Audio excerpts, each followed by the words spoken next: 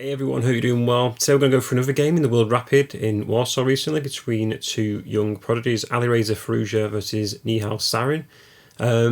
And potentially these two guys could become the future world champion, who knows. But this game was very accurate, I have to say, and it was quite impeccable. And I'd say only one mistake really cost the game. So the game began with d4, d5, and we have c4, e6, knight to f3, knight to f6, and then g3, bishop to e7, followed by bishop g2, feeding chess-wing, with both sides castling, and now Nihal decided to take on c4, pawn takes c4, followed by queen to c2. Obviously we'll pick up the pawn at later dates. First though, Nihal decided to play b5, and then there was an a4, undermining this b5 idea, followed by b4. If white decided to capture the pawn immediately, black actually gains a good advantage here with bishop to a6, and once the queen retreats back, black just develops normally. Typically white should play knight to e5 here, and then there's usually takes knight to d5 to stop the bishop attacking the rook on a8. So these guys obviously are booked up on this stuff, and Alireza plays the accurate move according to the opening books and the engine, knight to d2. Bishop hits the rook, and so black plays knight to d5 to block it, and white regains the pawn with knight takes c4. And now Nihal played c5. There was pawn takes c5, and now bishop to a6 developing. Black will pick up the c5 pawn at a later date most likely. And now Alireza played knight to e3. And as I say, this is all very accurate so far. This is an unusual line in an opening book, but the engine suggests it's quite equal for both sides. Black can't take on e3 here, unfortunately, due to bishop takes just e3. There's no tactics, just the bishop will pick up the rook on a8, so you can't take that knight on e3. So instead, black just played knight to d7. There was knight takes d5, pawn takes d5, and Firouzja wanted to keep hold of his c-pawn. He played c6, hitting the knight on d7. So Nihal played rook c8, which pins the pawn, and Alireza developed with bishop to f4, preparing move c7. So it's very hard to capture this pawn at the moment. Knight c5 was played by black though, so he wants to keep hold of his own pawn on d5. Rook d1 to attack it twice, and d4 is played by black to defend the pawn. So h4 by white. So he wants to keep hold of this g5 square. I think he may have been fearful of a move like g5 at some point to push this bishop away to a really bad square. h6 was played, and bishop to f3, just guarding this e2 square and also giving the king some space maybe to g2 at a later date. And Nihal just developed with rook to e8, and white finally finishes their development with knight to d2. And at this point, Nihal just played d3. So just trying to trade off this pawn. E takes is played. Black recaptures, hitting the queen. The queen drops back, and after assessing this with the engine stockfish, it determined it's very equal. So black's equalised in this position, and most likely will probably pick up the c pawn at a later date. But white does have two great bishops here, but black does have a pair of bishops of their own. He just needs to coordinate them. So bishop to f8 from black, opening up his rook. There's rook to e1. Finally the queen comes out.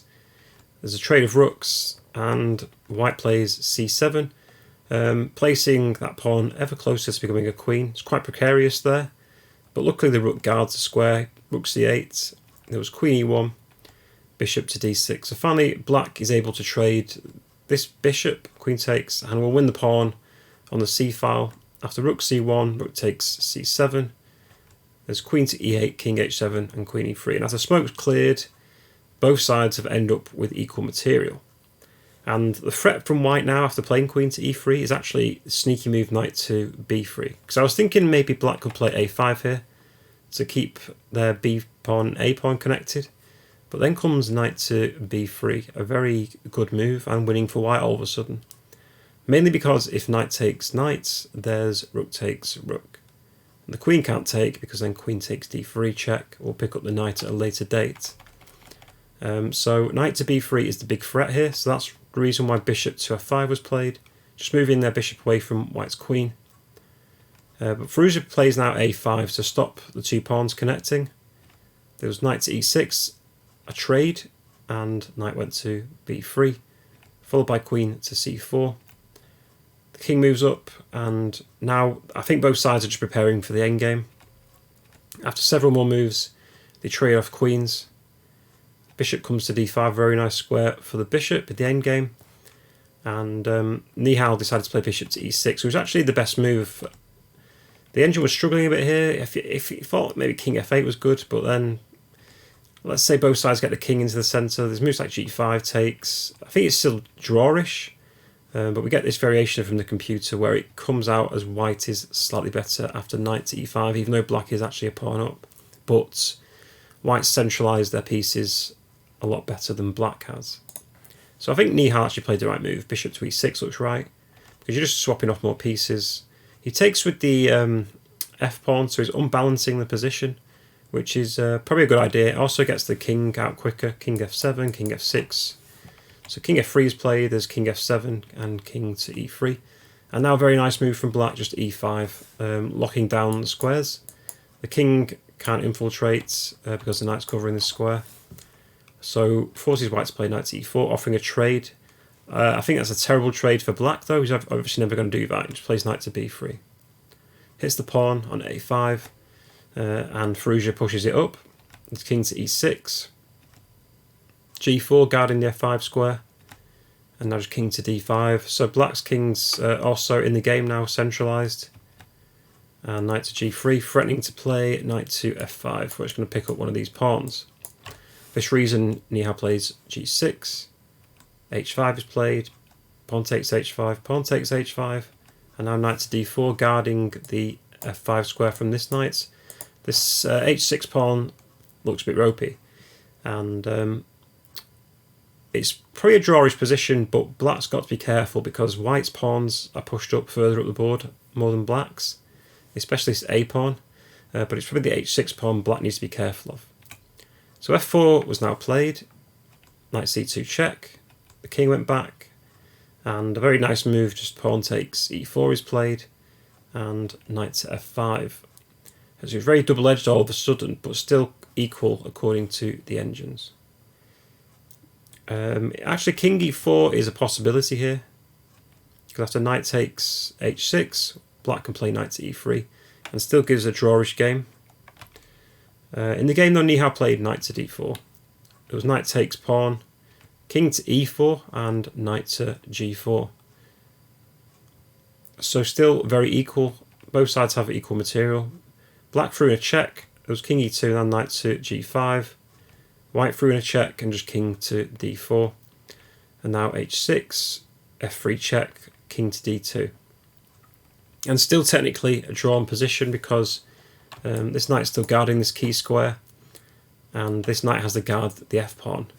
But unfortunately, Nihal, he made one mistake in this whole game, and this is where he made it. He played the move king c4. Doesn't look that bad, but it loses the game. What he should play here is just b3. It forces the pawn closer, but more importantly, it forces white to make a move. So black technically has the opposition here, and forces white to make a decision. So, for instance, if knight to d1, black could just play knight to e4. If the king goes back, then just play knight to f6, again guarding the h7 square. If the king goes back to d2, just check again. The king goes back, go back again. Knight to f, and if the king ever goes to f2, sorry, black always has this in the bag. Knight to g4 with check, takes, and this should be a drawn endgame. Also after b3, knight d1, there's knight to e4 check, king e1, and then the knight goes back to f6. If white starts manoeuvring the knight instead, let's say knight to f2, black can just play king to e3, and there's no real way for this knight to get out. So obviously white wants to play knight to g5 at some point, but black can just play knight to h7, and that knight is technically trapped now in the corner. If knight to f2, you can just go back, and it'll probably repeat position even more. So there's no real way for the king to get out of this hold that the black pawn and king have on it. And this knight's is luckily in time to guard from the white's knight.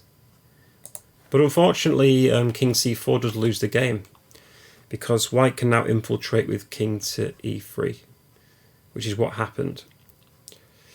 So in the game, Nihal now played king to b5, and a quick way for white to win here is actually just play knight to e4.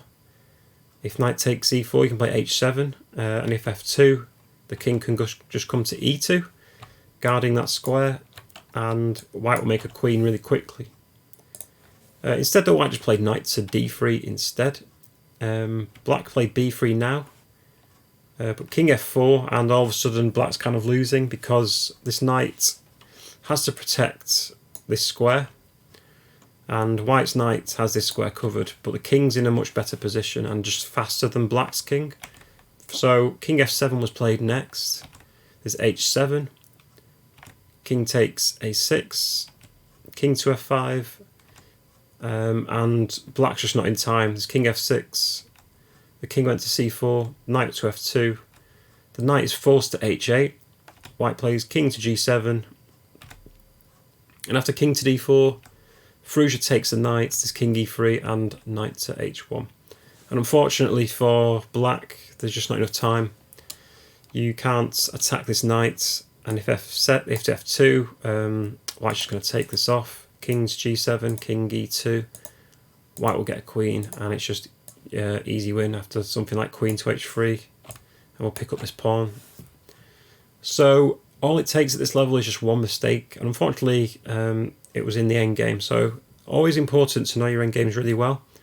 A very tricky position, but I'm sure we'll see more of these two guys playing in the future and having good chess games. But I hope you enjoyed my quick analysis, and if you did, please do drop a like, comment or subscribe. Hopefully I'll see you in another video very soon. Stay safe, everybody.